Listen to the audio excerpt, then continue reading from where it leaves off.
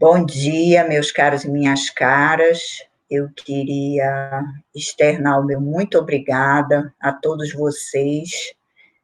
Graças a Deus, a Isabelle já está um pouco melhor, ainda na luta, que está caminhando com um pouco de dificuldade, mas graças a Deus a bactéria da modalidade que estava já está sendo debelada, a infecção, e enfim, são os desígnios de Deus e agradecer a vocês todos que compreenderam. Nós estamos aí uns 3, 4 encontros atrasados, mas a gente vai correr atrás, e aí eu vou gravar algumas aulas, e depois a gente, se Deus quiser, semana que vem já retoma na modalidade síncrona. Eu vou hoje apresentar para vocês uma peça de agravo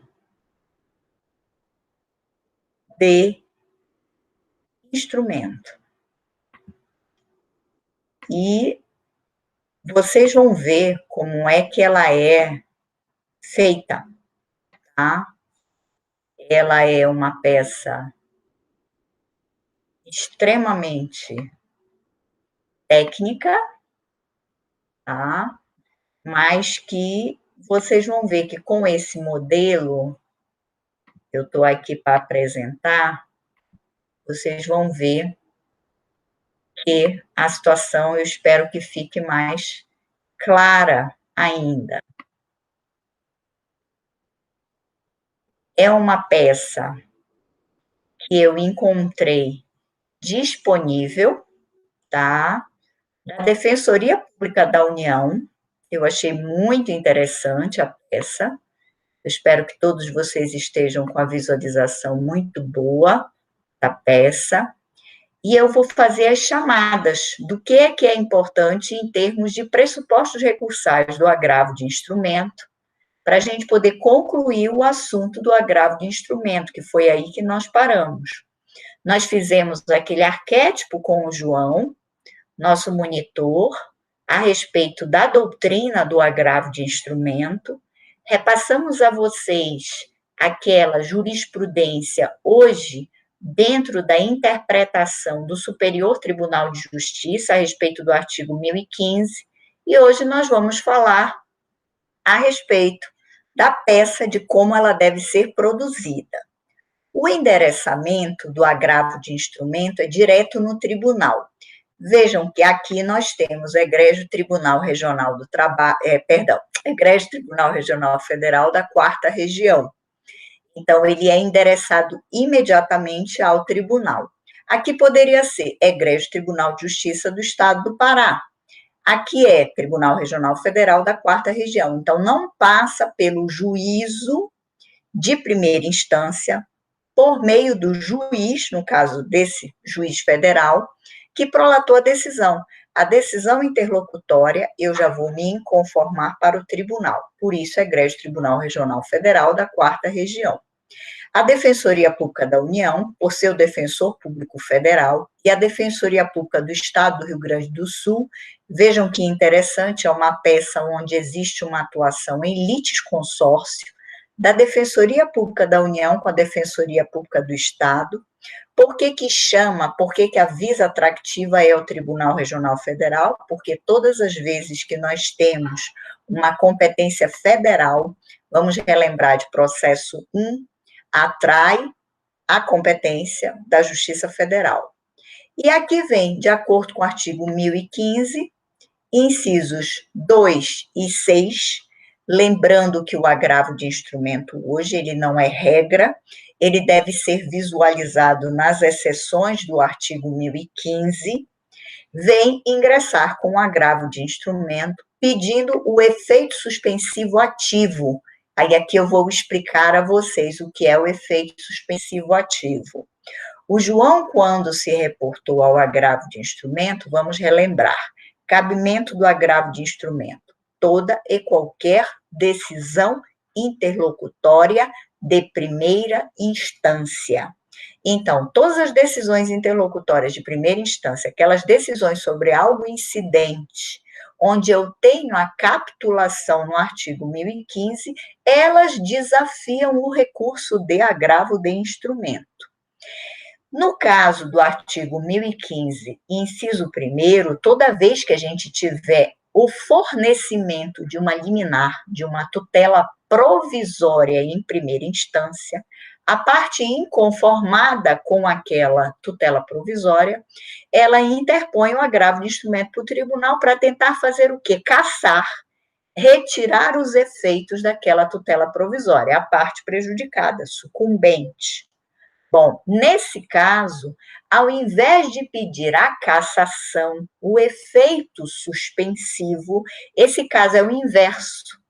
Não foi concedida a tutela provisória. Então, a Defensoria Pública da União, a Defensoria Pública do Estado do Rio Grande do Sul, ingressaram com uma ação coletiva denominada Ação Civil Pública, que mais adiante a gente vai ver aqui o que é que ela diz respeito. E nessa ação, elas pediram uma liminar para que o juízo de primeira instância fornecesse, deferisse a medida liminar. Ocorre que o juízo de primeira instância não deferiu, ele indeferiu a tutela provisória. Se o risco é imediato, se o risco é iminente, se é tutela de urgência, o que é que fizeram as autoras, no caso a Defensoria Pública da União e a Defensoria Pública do Estado do Rio Grande do Sul, ingressaram com agravo de instrumento, mas ao invés de pedir o efeito suspensivo, tipicamente o suspensivo para suspender, pediram para ativar, então por isso o nome é efeito suspensivo ativo. Por quê? Ativo para conceder a tutela que o juiz de primeira instância não concedeu. Esse é o nome que ganhou na doutrina, efeito suspensivo ativo, e vocês vão ler em outros livros de doutrina também, que ao invés de denominar efeito suspensivo ativo, seria só efeito ativo. O que eu acho mais lógico, porque suspender e ativar são termos incoerentes, então o certo seria ou só suspender ou só ativar. Então, vocês podem denominar efeito suspensivo ativo, porque é assim que a jurisprudência dos tribunais tem adotado, ou apenas efeito ativo. Repito, se eu tivesse ganho a liminar, a outra parte iria ingressar com agravo de instrumento para quê? Para suspender. Como eu não ganhei a liminar, eu vou ingressar com agravo de instrumento para quê? Para ativar. O nome no Código de Processo Brasileiro está deferir a antecipação de tutela recursal. Então, você pede imediatamente ao desembargador relator para que ele conceda, dada a urgência, dada a medida de emergência, de uma UTI, de uma ambulância precisando aquela situação de urgência, para que o relator defira, antecipe, ative, por isso, efeito ativo, a concessão dessa medida liminar. Mas vamos ver qual era a medida liminar. Vejam os réus. Como essa é uma peça pública, eu não coloquei tarjas aí pretas, porque é uma peça que está disponível para ampla publicidade na internet. Nós tivemos como réus a Bayer, o Estado do Rio Grande do Sul, o Ministério Público do Estado do Rio Grande do Sul, o Hospital das Clínicas de Porto Alegre, o Hospital Materno Infantil. Então, já vejam que a discussão da tutela é porque ela trata de direito à saúde. O que é que a ação da Defensoria Pública tinha como objeto? Tinha como objeto impedir a execução de um termo de cooperação desses hospitais, dessas empresas coligadas, para uma questão de uma política de saúde paralela ao SUS. Que vejam, eles entenderam que havia, no caso a Defensoria Pública, tanto do Estado quanto da União, um caráter discriminatório e de vulnerabilidade, porque estava determinando algo em termos de saúde que não deveria estar assim determinado. E o que era, professora Gisele? Era uma oferta de um método contraceptivo não incorporado pelo sistema, onde havia uma obrigatoriedade de todas aquelas que estariam em fase, em programa de natalidade, com uma possível concepção, tá, de crianças, de bebês, que elas utilizassem o método contraceptivo do DIU, o dispositivo intrauterino. E aqui a Defensoria Pública entendeu que a obrigatoriedade do método era totalmente incoerente com a política de isonomia de tratamentos e de ofertas do próprio Sistema Único de Saúde. E aí vai falando no Estatuto da Criança e do Adolescente, a questão aqui com a proteção integral das adolescentes, com a questão dos acompanhamentos ginecológicos, que elas deveriam ser apenas optantes desse sistema, desse método contraceptivo, e assim vai. O juízo de primeira instância, voltando aqui à peça inicial do agravo de instrumento, ele não se sentiu confortável para conceder a tutela provisória. Então, ele indeferiu. O que é que fizeram, então, as autoras, a Defensoria Pública da União e a Defensoria Pública do Estado? Ingressaram com um agravo de instrumento para ativar, para que fosse concedido imediatamente pelo desembargador ou desembargadora relatora no tribunal. Vejam que eu vou ao final da peça do agravo de instrumento, para a gente entender a lógica aqui. Então, qual é o pedido? Para que este agravo de instrumento seja conhecido. Conhecido com o quê? Prazo em dia, ou seja, ele está sendo interposto no prazo dos 15 dias úteis.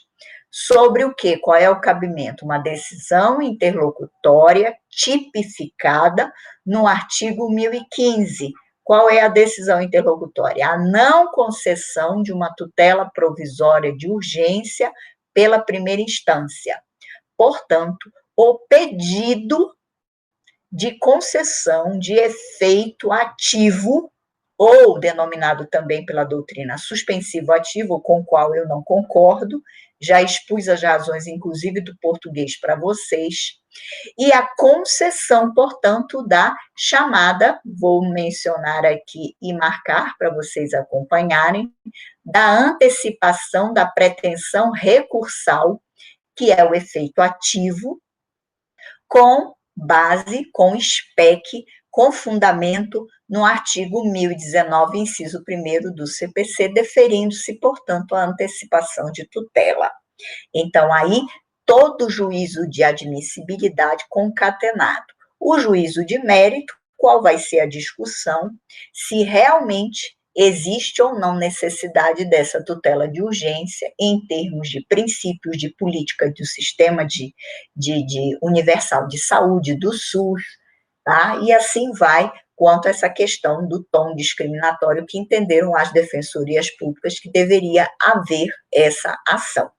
Aqui é para discutir apenas o que e tão somente a questão da liminar que não foi deferida pelo juízo de primeira instância, portanto, as partes autoras ingressaram imediatamente no tribunal, para a gente relembrar que não passa pelo juízo de primeira instância, é direto no tribunal, vai ser distribuído por meio da secretaria a um dos desembargadores ou desembargadoras, relatores ou relatoras no Tribunal Regional Federal da 4ª Região, e a discussão vai ser para esse relator, podendo ele, devendo ele logo apreciar monocraticamente sozinho, se deve conceder o efeito ativo.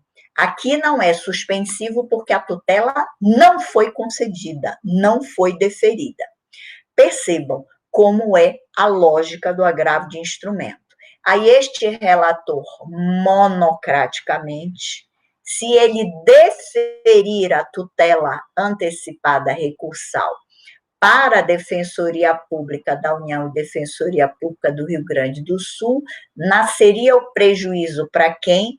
Para os réus da ação. A Bayer, o Estado do Rio Grande do Sul, o Ministério Público do Rio Grande do Sul, o Hospital das Clínicas, o Hospital Materno Infantil e o município de Porto Alegre, que em função da concessão dessa liminar pelo relator, podem ingressar com um agravo interno que a gente ainda não estudou, tá? A gente vai estudar em outro encontro que eu vou gravar para vocês. Então, essa é a petição de agravo de instrumento. onde ela contém o pedido liminar, o pedido ativo. Poderia ser, professor, ao invés de ativo suspensivo? Sim, se fosse concedida a tutela na primeira instância, quem é que iria agravar? Iria agravar a Bayer, o Estado do Rio Grande do Sul, o Ministério Público, e eles seriam os agravantes, e quem seriam as agravadas? A Defensoria Pública da União e a Defensoria Pública do Estado do Rio Grande do Sul. Só que neste caso concreto, quem não conseguiu eliminar foram as autoras, a Defensoria Pública da União e a Defensoria Pública do Estado do Rio Grande do Sul. Então, eu vou repassar para vocês essa peça na integralidade para vocês entenderem a lógica do agravo de instrumento. Então, revendo o cabimento, revendo a tempestividade, revendo o procedimento, ele deve ser interposto diretamente no tribunal, tá? Por isso que está a egresso Tribunal Regional da 4ª Região, ele não passa pelo juiz de primeira instância. E para a gente relembrar do agravo de instrumento, vamos relembrar que, uma vez ele no tribunal, quando for instada, no caso, a parte agravada, aqui são várias, quais são as partes agravadas? A Bayer, o Estado do Rio Grande do Sul, eles vão ser intimados para ofertar as contrarrazões no prazo de 15 dias, eles chamarão a atenção para aquele pré-requisito que nós mencionamos do CPC, que é comunicar ao juízo de primeira instância a situação, e uma vez comunicado o juízo de primeira instância, a Defensoria Pública da União e a Defensoria Pública do Rio Grande do Sul provocam para que haja um possível efeito retratativo. Se houver esse efeito retratativo, perde objeto o agravo de instrumento, porque vai mudar a decisão. Aí vai nascer a possibilidade do agravo de instrumento para as outras partes. Então, obrigatoriamente, quando a Defensoria Pública da União e a Defensoria Pública do Rio Grande do Sul ingressaram com este recurso de agravo de instrumento, deram entrada no tribunal. O juízo de primeira instância sabe, o juiz federal, que tem esse agravo de instrumento no tribunal? Não. O que é que vai acontecer? Elas têm prazo para comunicar o juiz de primeira instância, que pode efetuar o efeito retratativo. Se a Defensoria Pública da União e a Defensoria Pública do Estado do Rio Grande do Sul não fizeram isso, o que é que vai acontecer?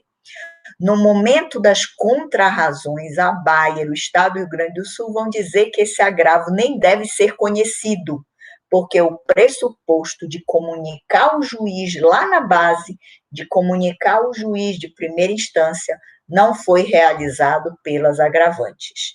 Então, é um pressuposto específico do agravo de instrumento, que deve ser alertado por quem? Pelas agravadas, que é quem está nessa hora como prejudicada em face desse recurso. Tudo bem? Então, esse era para relembrar todos os nossos requisitos do agravo de instrumento, que estamos falando de que artigos? Vamos lá, vamos relembrar. Eu vou abrir aqui o próprio CPC, e aí nós vamos relembrar todos os nossos artigos do CPC. Estou já abrindo para a gente ir comentando artigo a artigo e relembrando, tá? Um momentinho, vamos lá. Então, vamos lá. Artigo 1015. O artigo 1015 é a enumeração taxativa das hipóteses legais do nosso agravo de instrumento.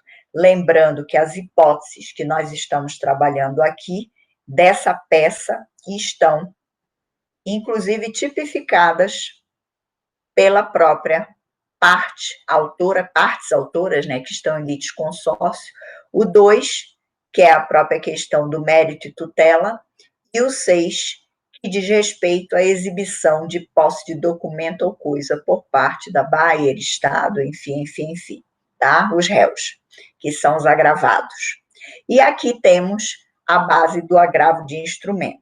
Discussão Superior Tribunal de Justiça, se existe ou não essa taxatividade mitigada, que hoje é foco de grandes críticas na doutrina, porque se nós queríamos diminuir o círculo, o rol de hipóteses taxativas do agravo de instrumento, ou melhor, de hipóteses que não eram taxativas do agravo de instrumento, se hoje nós queremos reduzir, nós temos que entender esse 1015 como taxativo.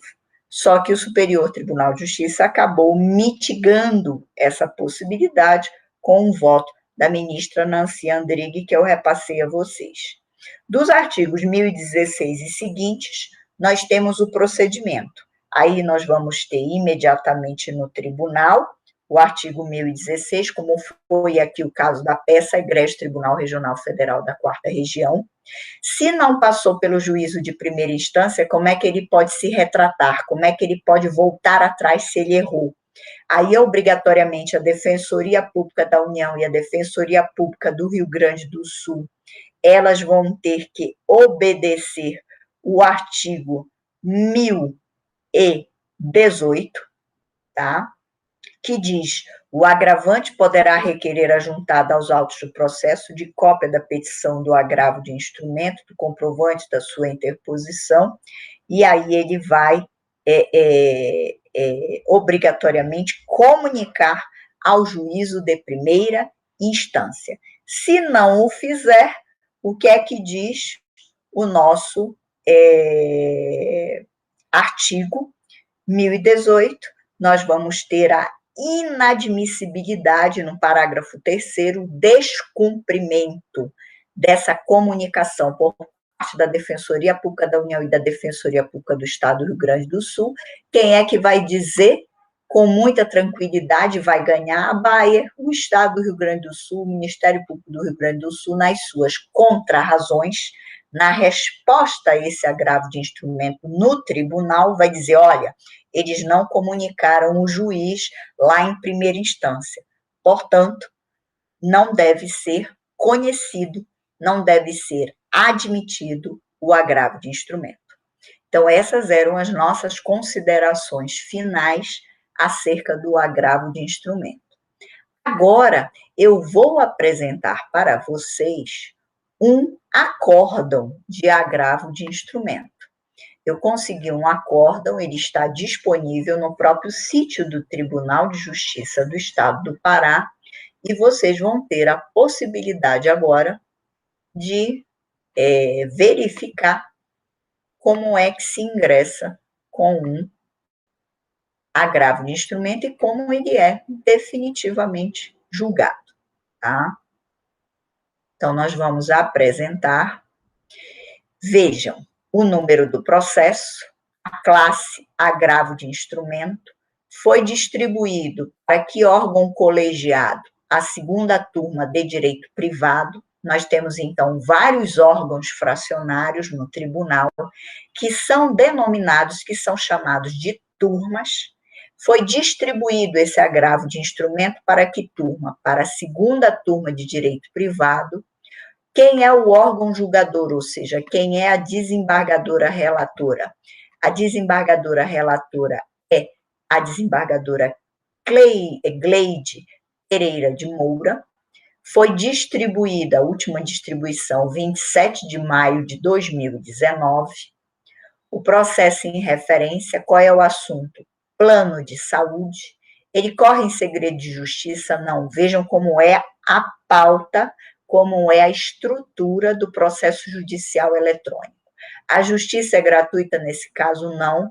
Houve pedido de liminar ou antecipação de tutela? Olhem aqui um sim, por isso o cabimento do agravo de instrumento. Quem é a parte que agravou? A Unimed Belém. E quem é o agravado?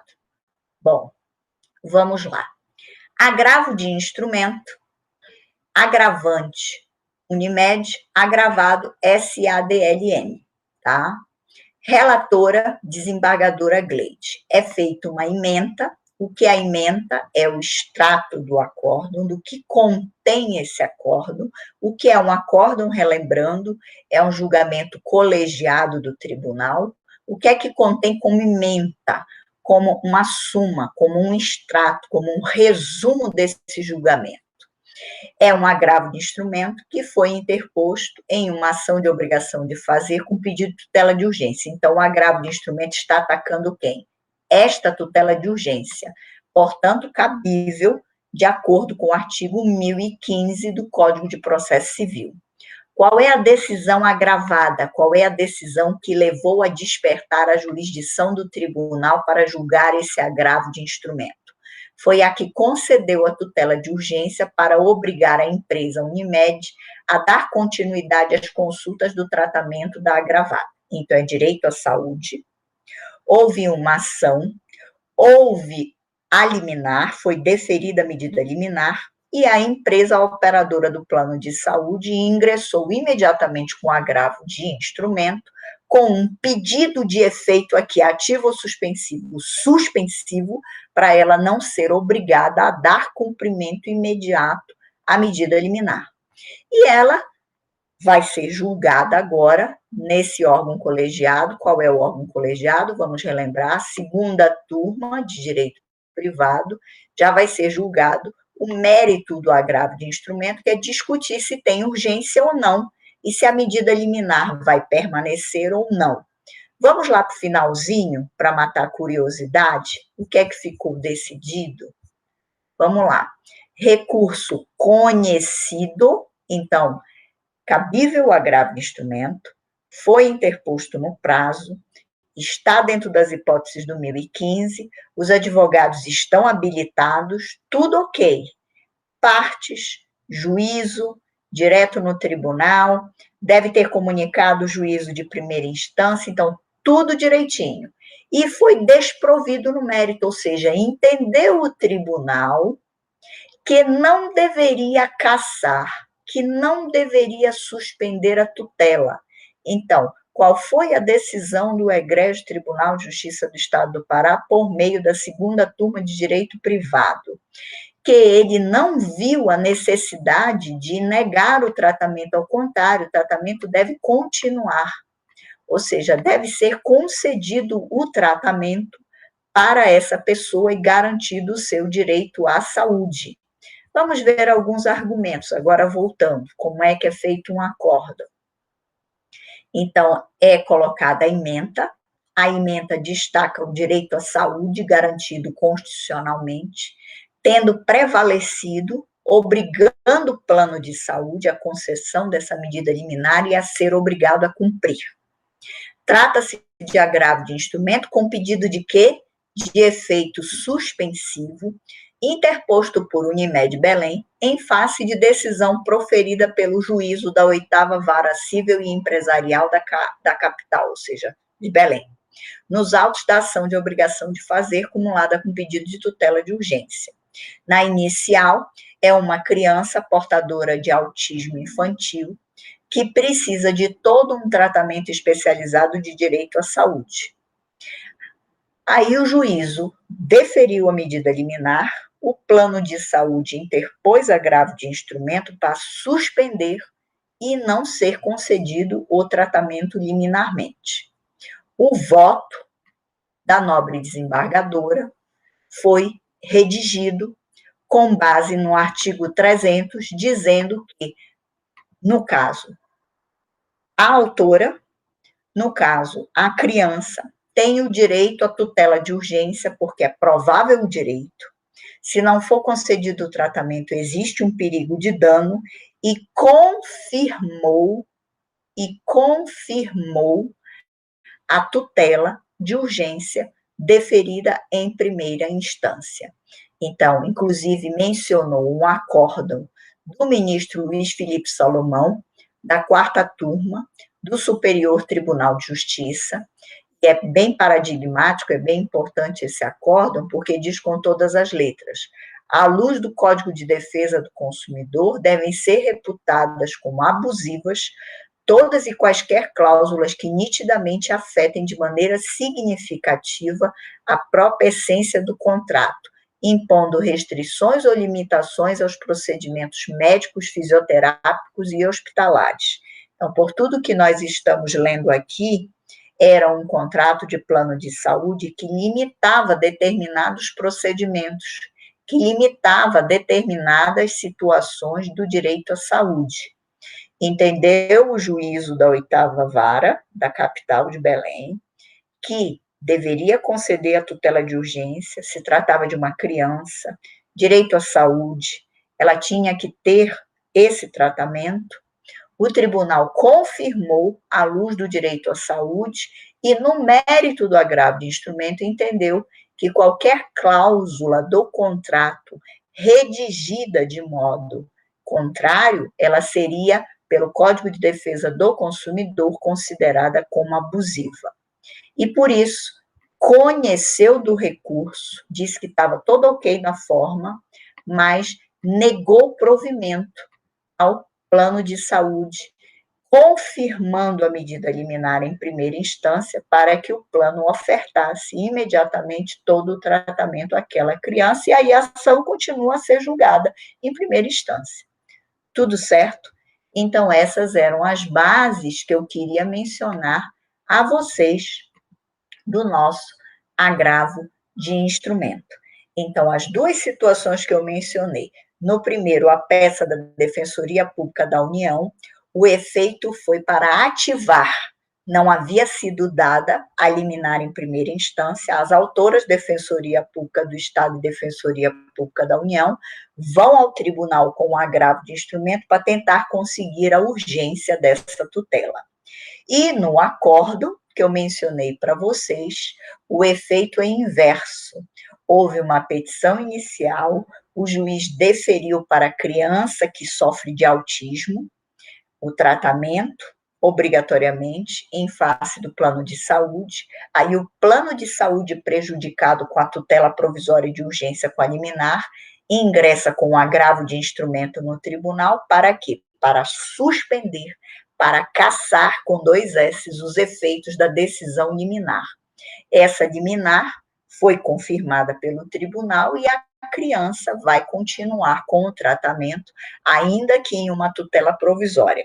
Quando é que vai passar a ser a tutela definitiva? Quando a ação for normalmente julgada, se a sentença for declarada procedente, continuam os efeitos da tutela, que deixam de ser provisória e passa a ser definitiva. Então, neste caso, é um típico caso e clássico caso que ocorre em muitas situações do dia a dia, de liminares, seja para conceder, seja para cassar, para suspender a tutela provisória e o caso do agravo de instrumento. Portanto, esse é o nosso primeiro reencontro, ainda que assíncrono, agradecendo a vocês, e agora eu vou parar a gravação e mandar as peças para nossa querida representante da turma, a Lu, para que vocês tenham aí o conteúdo final do agravo de instrumento, na sua hipótese de uma tutela provisória, tanto a peça prática do agravo de instrumento quanto o acórdão do Tribunal de Justiça. Lembrando que as duas peças são públicas e por isso que foram ofertadas na sua integralidade nesse nosso encontro. Muito obrigada a todos e todas pelas orações e por toda a energia positiva que vocês enviaram, nesse caso que eu passei, enfim, ainda estou passando com a minha filha. Muito obrigada e um beijo de coração para toda a turma. Beijo.